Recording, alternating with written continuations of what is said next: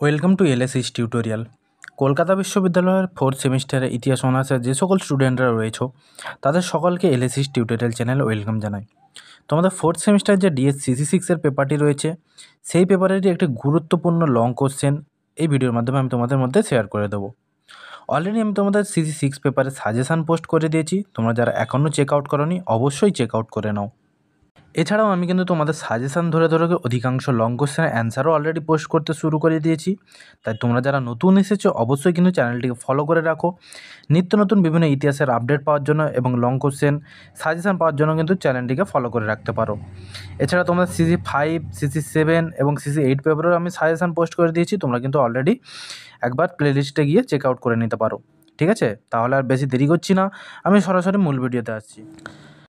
তাহলে দেখো, আজকে আমি তোমার যে কোশ্চেনের অ্যান্সারটি শেয়ার করব, প্রশ্নটা হচ্ছে তোমাদের উত্তরের মানবতাবাদ বলতে কী বোঝো।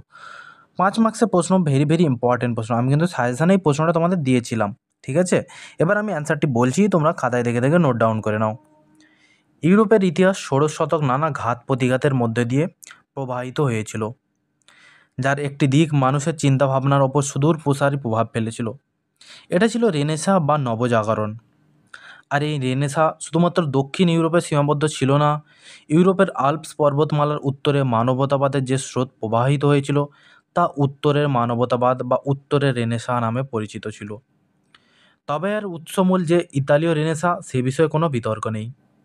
তবে উত্তরের রেনেসা ইতালি রেনেসাসের অন্ধ অনুকরণ মাত্র ছিল না, উত্তরের রেনেসা ছিল একান্তভাবে স্থানীয় ভাষা, সাহিত্য ও সংস্কৃতি চর্চার ফল।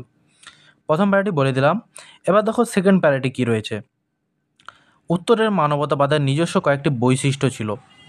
বস্তুতপক্ষে ইউরোপের উত্তরাংশে যে মানবতাবাদ ছড়িয়ে পড়েছিল সেখানে সমাজ সংস্কার খুব গুরুত্বপূর্ণ হয়ে ওঠে। যদিও নির্দিষ্টভাবে উল্লেখ করলে দেখা যায় যে নৈতিক ও আধ্যাত্মিক জীবন, রাজনৈতিক ও ধর্মীয় প্রতিষ্ঠান এবং শিক্ষা পদ্ধতির পুনরুজ্জীবন এই আন্দোলনের প্রবক্তাদের লক্ষ্য হয়ে উঠেছিল। নতুন পাঠ্যক্রমের উদ্দেশ্যই হবে প্রাচীন গ্রিস ও রোমের ধ্রুপদী সাহিত্য এবং খ্রিস্ট ধর্ম সম্বন্ধীয় আদি রচনাগুলির পঠন পাঠন। এর দ্বারাই উন্নত খ্রিস্ট ধর্ম সম্প্রদায় তৈরি হবে এই বিশ্বাস জন্মেছিল। বলা বাহুল্য ইতালীয় মানবতাবাদের মধ্যেও একই বৈশিষ্ট্যগুলি নিহিত ছিল। দুটি প্যারা বলে দিলাম। তৃতীয় প্যারায় যাওয়ার আগে বলে রাখি, তোমরা যদি কেউ এই ব্যাপারে নোটস পারচেস করতে চাও, একেবারে পিডিএফ আকারে এভাবে টাইপ করা নোটস, তাহলে আমার সাথে সরাসরি তোমরা যোগাযোগ করতে পারো। আমি স্ক্রিনে যে হোয়াটসঅ্যাপ নাম্বারটি দিয়ে রেখেছি, তোমরা যদি আমাকে হোয়াটসঅ্যাপে মেসেজ করো তাহলে আমি তোমাদের সরাসরি এভাবে টাইপ করা নোটস প্রোভাইড করে দেবো। একেবারে অল্প দামে আমি তোমাদের মধ্যে নোটস শেয়ার করে থাকি। ঠিক আছে, তাই তোমরা যারা নোটস পারচেস করতে ইচ্ছুক একেবারে অল্প দামে, তোমরা তাহলে আমার সাথে সরাসরি কন্ট্যাক্ট করতে পারো। এবার দেখো 3 নম্বর প্যারা কী রয়েছে।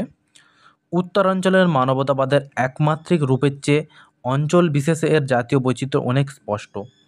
এক্ষেত্রে জার্মান, ফরাসি ও ব্রিটিশ মানবতাবাদ এবং ইরাসমাসের অবদান অবশ্যই উল্লেখ্য।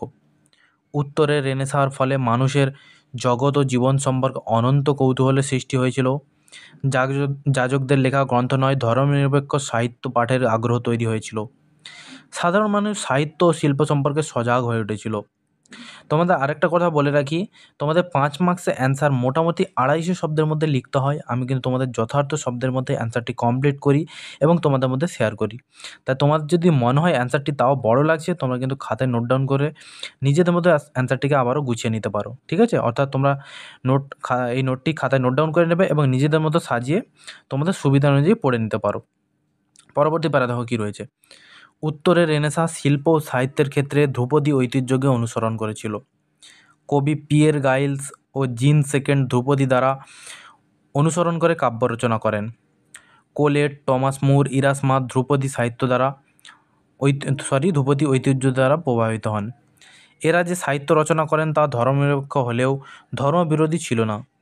উত্তরের রেনেসাঁ থেকে সংস্কৃতি নির্ভর শিক্ষার যে আদর্শ গড়ে উঠেছিল তা সারা ইউরোপে ছড়িয়ে পড়েছিল। পরবর্তী প্যারাতে কী রয়েছে। উত্তরের রেনেসাঁর মধ্যে যুক্তিবাদ প্রাধান্য পেয়েছিল, তবে এই যুক্তিবাদ অবশ্যই ছিল সীমিত। সৃষ্টির নিয়তি, মানুষের অবস্থান ইত্যাদি নিয়ে মৌল প্রশ্ন ওঠেনি। দর্শন, রাজনীতি, সমাজ, নৈতিকতা ও পার্থিব জীবনের মধ্যে আলোচনা সীমিত ছিল। এসব সীমাবদ্ধতা সত্ত্বেও উত্তরের দেশগুলিতে এক ধরনের বৌদ্ধিক উদারনীতিবাদের প্রতিষ্ঠা হয়েছিল। রেনেসাঁস সমাজ নয় ব্যক্তির প্রতিভাকে স্বীকার করে নিয়েছিল, যা আধুনিক ইউরোপের জীবনে ভিত মজবুত করতে সাহায্য করেছিল। তোমাদের আরেকটা কথা বলে রাখি, রেনেসাঁস হবে না, এখানে কিন্তু টাইপিং একটু মিস্টেক হয়ে গিয়েছে, এটা রেনেসাঁ করবে, ঠিক আছে তোমরা? এটা রেনেসাঁস হয় না, এটা রেনেসাঁ হয়, ঠিক আছে? তাহলে আমি তোমাদের সম্পূর্ণ অ্যান্সারটি শেয়ার করে দিলাম। তোমরা কিন্তু অবশ্যই খাতায় দেখে নোট ডাউন করে নাও এবং পরবর্তী কোন ভিডিও চাও তোমরা বেশি বেশি কমেন্টস করে জানাও। আমি কিন্তু তোমাদের কমেন্টের রেসপন্সের ভিত্তিতে এই অ্যান্সারগুলি তোমাদের মধ্যে শেয়ার করছি। তাই তোমরা বেশি বেশি কমেন্টস করে জানাও কোন প্রশ্নের অ্যান্সার চাও, আমি কিন্তু তোমাদের মধ্যে শেয়ার করে দেওয়ার চেষ্টা করব। এছাড়া কেউ যদি নোটস পারচেস করতে চাও তাহলে সরাসরি আমার সাথে যোগাযোগ করতে পারো। তাহলে দেখা হচ্ছে তোমাদের সাথে পরবর্তী কোনো ভিডিওতে।